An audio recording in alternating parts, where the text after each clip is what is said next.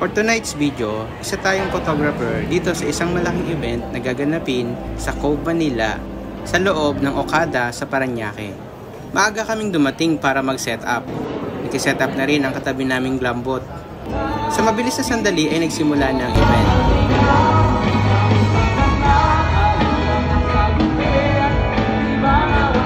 Meron sila ditong pailaw na pag pinaikot ng mabilis ay lumalabas ang logo ng company.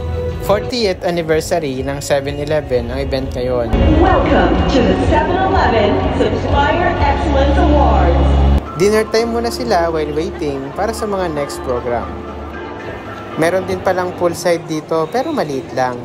At eto naman ang makikita sa backstage. Makalipas ang maraming mga oras, natapos na din ang event ng 7-Eleven.